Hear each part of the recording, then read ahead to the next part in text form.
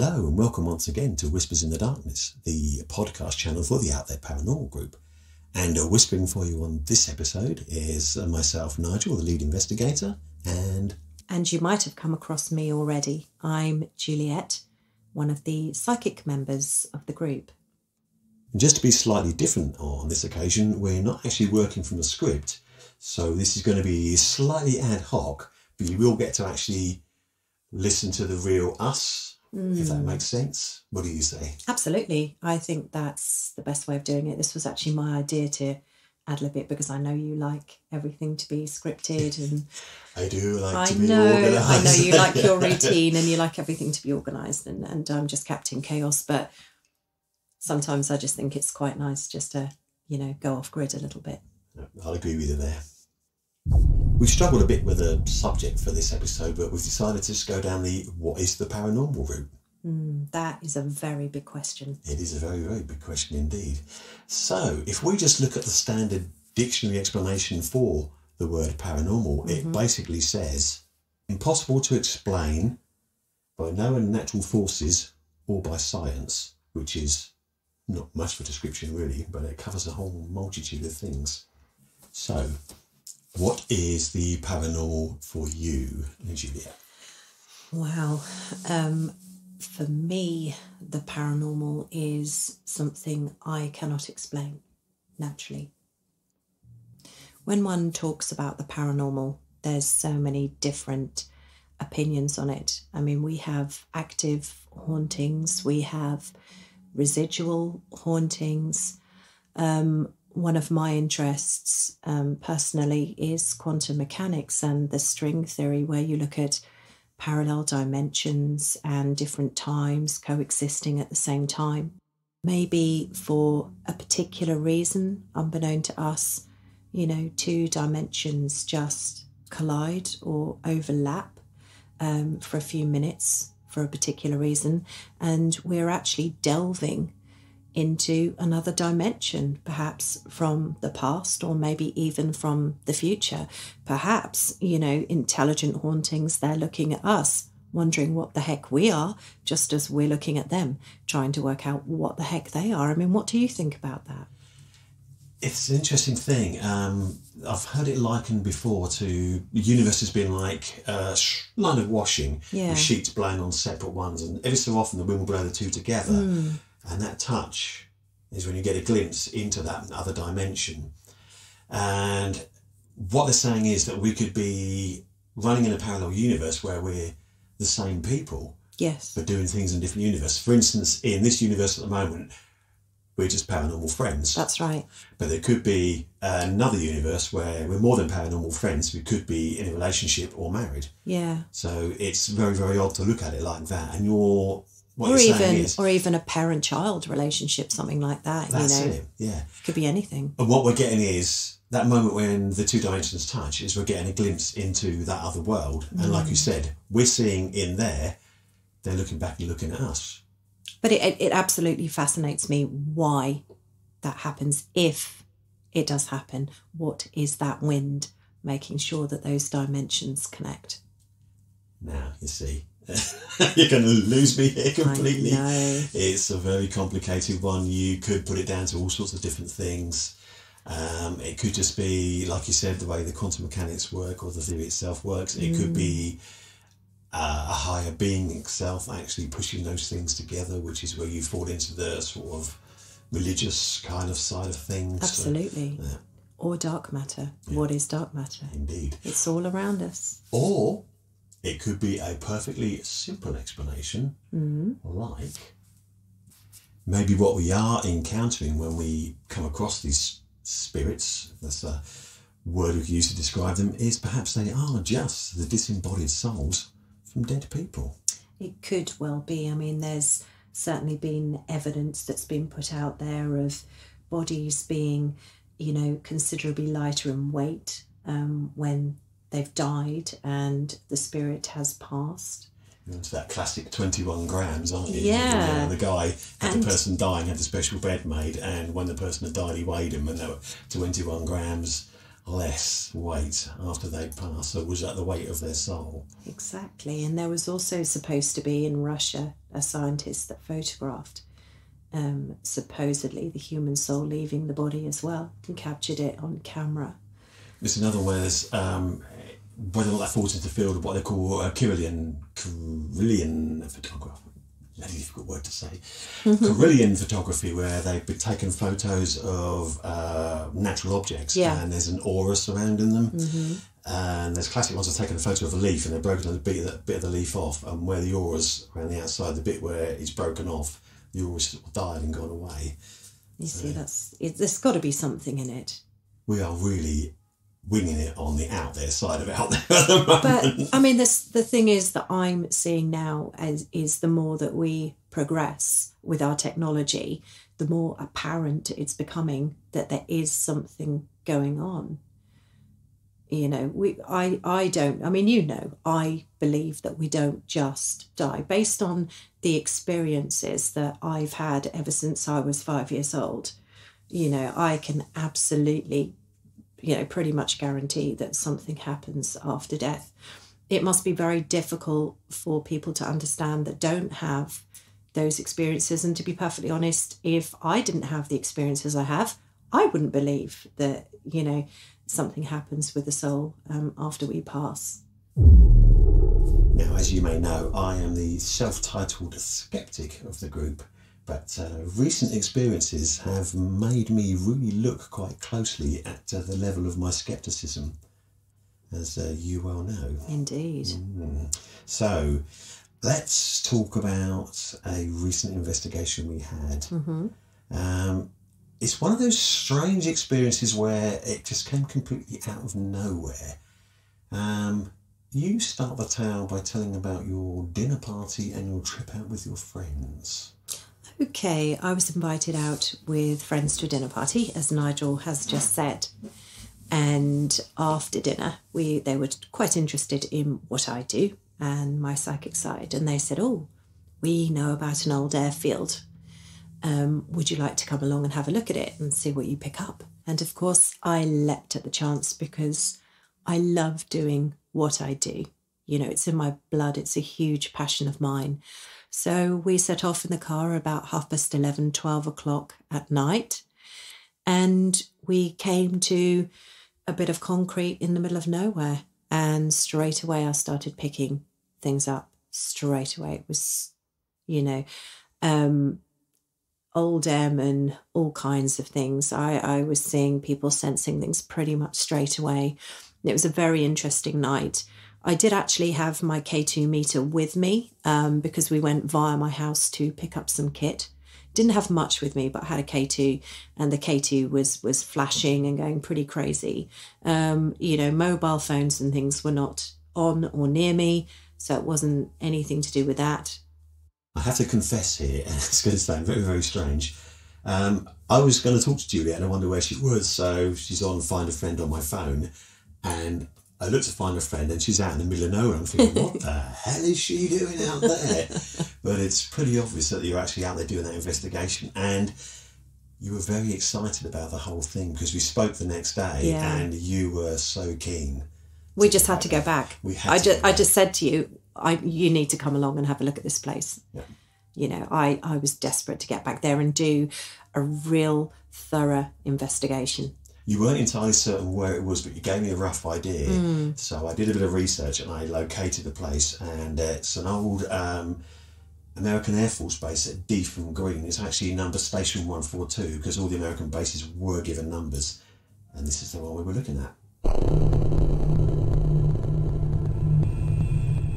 So, on Friday the 31st of July, we packed all our kit into the car and away we went.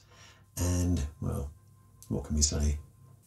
Possibly one of the best investigations we've ever done. I think it was, Incredible. I mean, the amount of things that happened on that investigation, it blew my mind. And it was such a surreal experience because there is nothing there. What fascinated me was the fact you were seeing things as well. I don't experience things. I am psychically, I'm a house brick. It's what I like to say. People say I'm empathic. It's a word I can't say because, but this occasion I started to experience some very strange things, and I wonder whether or not it was coming from you. Yeah, it's the theory. It's possible, I guess. Yeah, because it was so intense on the night, what you were experiencing, and I wonder whether some of that came across to me as well. Yeah, but there was also the shadows that appeared in front of the car. The shadows. I mean, you know, that just, I mean, what was that? There are some things you just think to yourself, what the hell is this? And honestly, we tried really hard on the night to debunk it. Yeah. We were convinced to start with there was insects in front of the headlights, but on going out and investigating that aspect, we saw insects in front of the lights. They were showing no shadows. The shadows had different form and shape to them, the things that they were doing. It was almost like a play being acted out in front of us. It really was, wasn't it? Through the shadows. Some of them span around like slowly rotating propeller blades. Other ones whizzed past like people dashing past us. It did. It looked like somebody walking. It did, yeah. The first one that went past went from one side to the other, and it was a figure walking in the road, which drew our attention to it. And what was the road before it was a road? It was the runway. It was the runway for Deetham Green. They've actually laid a tarmac road right across the top of what was the old main runway. That's amazing, where they flew the B-17s. That's right, out on missions across Hitler's Third Reich, where quite a few of them wouldn't come back. It was such an intense experience to investigate over at Deetham, and we had to return for a second visit, mainly because... Because I picked up on some airmen that needed our help. And it was on this second visit, the return investigation that we did, that I really honestly can say my opinions about certain things changed, because I had some very, very compelling experiences on that night. Do you want to take up what was going on, Julia, on the second visit? And sort of run through exactly what was going on there? The second visit? The second visit, yeah. Our return. Our return to the site, yeah. Again, we returned to the site, and again, I was picking up on the same people. The equipment, again, was fluctuating. For me, that is indicative that something is going on within the environment.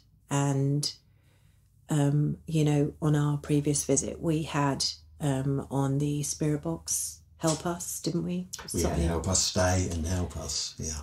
Yeah. So, again, when we went back, I was picking up on the fact that this set of people needed help. Now, originally, I thought it was just one person. We got the guy Steve. I thought it was just Steve who I picked up on the gunner, but it wasn't. As soon as I started tuning in, I suddenly realised that it wasn't just Steve. There appeared to be a good 8 or 10 men alongside Steve.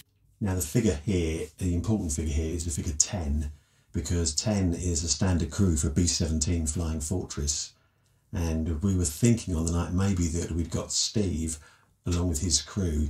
He'd come through the initial contact, and the rest of the crew then turned up waiting for us to try and help them. We had the spirit box running at the same time, and it kept saying skip, skip, skip, and for a minute I thought it was just another name, but then on hindsight and talking to other people on my Facebook group, we suddenly realised that actually Skip was the name they gave to the pilot who was in charge of the crew. And it sounded very much like they were questioning, didn't it? The voice was sort of saying, Skip, like... What do we do? What do we do? What's going on? Do we do what the lady's saying? Because at the time you were trying to cross them over, which is what we intended to do when we went back on the second visit. Yeah, I mean, the thing for me, when I know I've crossed someone over, I actually tend to see a flash of light when they go. And things for me then tend to be very, very quiet. Now, when I crossed Steve over, I saw that flash, and what happened? I have never, ever... I've not been an experienced crossing over before. It's not something that I've ever done with groups, so this was the first time I'd experienced it. But I saw that flash, and it was the most surreal experience because it was there. It was like this flash of light, and there was this really sort of sense of calm that came with it. And the thing that got me was when the first light went off and the flash went off, I could then feel people brushing past me. I stood there and I was just slightly to one side of Juliette, and she'd opened up a portal to cross them over, and I could feel people brushing past me, like people were walking past me towards the light that you'd opened up. But how did that feel for you? Because that is something that goes against, you know, kind of what you believe in, because you are not psychic. I mean, I like to believe that there is. I like to believe in the paranormal because of the experience that I've had, and I like to question it. And that goes against all my beliefs, because I'll be just saying, okay, I confess, in the past I've thought the spiritual side, the psychic side is just mumbo jumbo. Yeah. But this occasion, you cannot deny the experience. It was the most amazing thing. And it was the sense of them coming past, and you picked up on the emotion as well. It was like a relief. Yeah. And a strange kind of joy as they came past. It sounds really, really sort of weird to be saying it, but it's what it felt like, and it was really quite intense. So intense that I actually cried. Yeah. And I honestly, you can't really sort of explain the experience. It was just, I've never experienced anything like it. I've been on a lot of investigations, but I've never experienced anything quite as moving as that. It really is very moving, especially when you know what these men went through, the trauma that these poor men went through. Yeah. And it's almost like for so many years they've been stuck in limbo, just stuck there, you know, wherever they are. I mean, none of us really know where they are. And for me, doing this work that we do in Out There Paranormal, I love the opportunity of, for me, it's not just about, oh, look, everybody, look, fans, this is where we're going. For me, this is about helping spirit and families as well. And if spirit gets stuck, putting them on the right path to be where they need to be, and, you know, helping families connect as well with spirit, and just remembering the historical side of things that have been long forgotten. You know, the Airfield, for example, most of it now has been ripped up and destroyed. It's really, really very sad to go. We went there and looked, and there was a massive pile of rubble. I've found out recently that the land had been sold again to someone else, and he decided to rip it all up, which is just awful, because it is so sad that eventually there's going to be nothing left there. So we've recorded what was there, and we've recorded our experiences, and we've talked a little bit about the bomb group, the 452nd bomb group that was stationed there, and the fact that we've recorded it and put it all down on video and shared it. It's important that we do these things. It's important that we don't forget exactly what sacrifices these very young men made. People sort of think, just forget about the American contribution. They're just a few Yanks that came over and did this. 411, I do believe, is the total. Maybe 441, something like that. Young men died from this base, went flying out on missions, and never came back home again. That's a huge amount of loss. And when you consider that these guys range from the age of 19 to 25, average age of about 22, 23, it is completely awful. And that's just one airbase. That's why we need to tell these stories so they don't get forgotten. There is a small memorial at Deetham Green where you can go and visit, but most of the airfield now has gone. But the history, we want people to remember. It's not all about hauntings and the paranormal and all this. It's also about, you know, paying our respect and educating people on a little bit of the history to the site as well.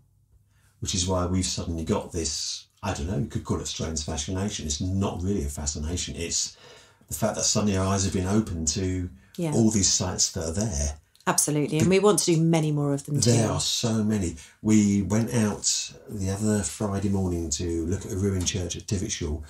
On the way, we drove past Tibenham, another American Air Force base. Yeah.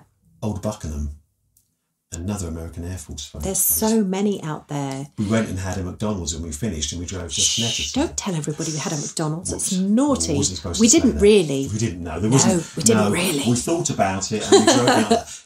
We actually drove over to Snetterton, a race circuit. Another former American air base. If you haven't checked out our videos already, do head over to our channel, Out There Paranormal on YouTube, because we really have got some good stuff on there. We have. I have to say, I work very hard at the videos that I do. You do, and they're very good, Nigel. I have to say, they're really good. But DFM is, I don't know, it's a masterpiece of a video, if I dare to say it. It is. Because it gets you in so many ways. It tells the story. It does, and it's really nice to be able to tell that story. And we've thought long and hard about what we wanted to include in it. And we've touched on as much as we can. I'm currently working on the second video because we need to try and explain the experiences that we had there because we couldn't cover it all in one video. Yeah. But it really does look at the base, look at the guys that serve there, look at these strange experiences that we had. It's a whole collection of things. And I thoroughly enjoyed doing it. It was amazing. I mean, when I picked up on Steve and you went away and did your research, and then you showed me photographs of the gentleman concerned, I burst into tears because for me, it just brought it home to me that these are amazing men that were there. And, you know, I mean, obviously we didn't publish any of these real photographs of people that I picked up on out of respect for family members that could, you know, still be alive. And, you know, we have to think about how people would want that information to be received as well. So we left it out of the video. Yeah. But it's the pieces all fitted together. That's the scary thing about it. A lot of time, skeptics will go back and say it's just coincidence. Yeah, but we welcome that. I'm quite happy for that. Yeah, we want people to question everything that we do. We want you to look at what we do and say, well, I think it's this, I'm not sure, it could be that. Because questioning and trying to debunk is something that you should be doing with all paranormal things. Sure. You could say it was just coincidence that we got the name Steve. Oh, it's a very common name. It's not that common. Okay. That I looked through those airbase records and there weren't very many Steves. That's interesting because I thought it would have been quite a common name. Yeah, but it wasn't. The thing that got us was the fact that we'd asked him. A lot of these things we were doing using a spirit box, which was another piece of equipment. That's controversial. Controversial again, because people could just say it's just random chat from radio stations and auditory apophenia will make you put words in that you want to hear. Yeah. But we didn't go out there with the intention of wanting to hear someone keep going, Steve, Steve, Steve. And it was very, very clear. Very, very clear that it was the name Steve. We also didn't go through saying they're going to get him, saying that he was aircrew. Okay. We also weren't a coincidence that you picked up on the fact that he was an engineer. Yeah. Because everything then that I researched afterwards fitted. And I described him as well. Full description of the guy, and you even describe what he was wearing, and we have an image of him wearing what you described him wearing, which is really quite frightening. That's why I found it quite upsetting when you showed me. He was there. Him. It was the person that you experienced on the night standing there looking at you. A gentleman that probably didn't come back from a bomb run. And I researched him. I found him in his final year at school. I found his picture in the yearbook at the school. I found out his date that he joined the American Army Air Force. I found out where he came from in the States. He was 22 years old. It's heartbreaking, isn't it? 22. Incredible. Absolutely incredible. And to think that he was there in that field in the middle of nowhere where we stood one hot night in July and just listened to him telling us what was going on and experiencing those strange things that happened on that night. Absolutely amazing. Yeah. Which is why we are going to go back and we're going to look at an awful lot more of these airfields to see what else we could pick up. And we're going to tell the stories of the other bomb groups as well. Absolutely. Because some of the stories they can tell are pretty amazing. And they need to be told. They do need to be told.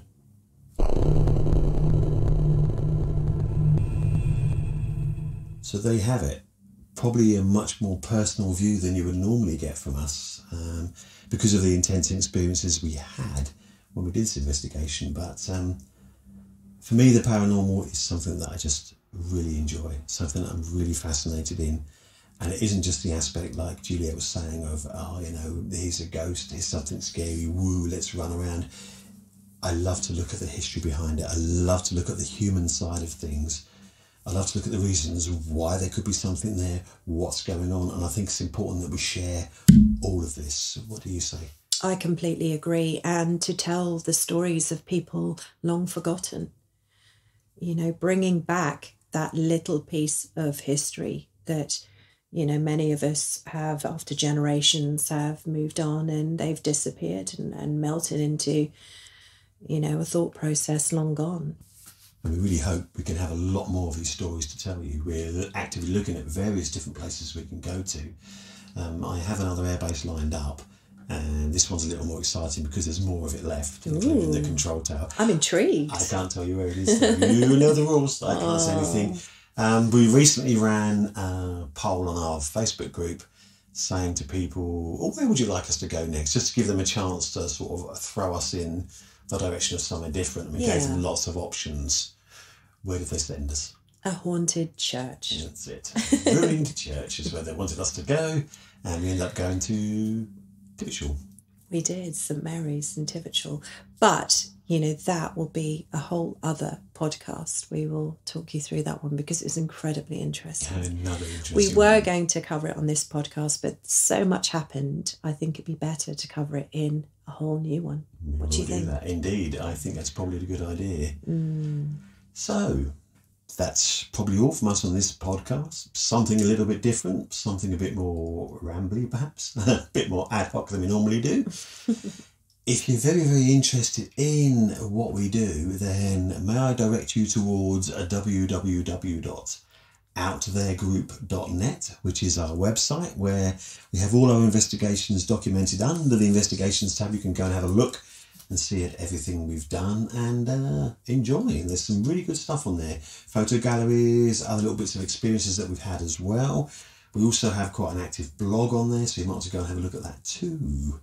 And if there's anything you want to talk to us about or any investigations, please feel free just to drop us a line. We'd love to hear from you. And if you're active on social media, you can go and hunt us down on various different sites. They're all listed on the website too, but we're on Facebook, Instagram, Twitter, the usual places. Anyway, I think it's time we signed off. Thank you very much for listening to us once again. So it's time to say goodbye. Goodbye. This is how surreal our experiences can be sometimes. We're quite merely recording away here on our podcast, and we were playing it back just a few minutes ago to listen through, and there is the weirdest sound in the middle of it. Something like this. We have no idea how it happened. That is the strangest thing because, I mean, we are sat right next to the mic. Either side. And we're nowhere near the mic to be able to touch it. And yet... something has actually come up. We've got a pop filter in front of it to sort of deaden some of the noise out. And the noise I just made was something tapping the pop filter. So something has come between me and Juliette while we're recording here in her house. How strange. Tapped on the pop filter. I tell you, it always happens with us. It's so weird. Even when we're not investigating, something happens. Something weird. Go figure. What do you think it is, guys? Let us know. Yes, we have absolutely no idea.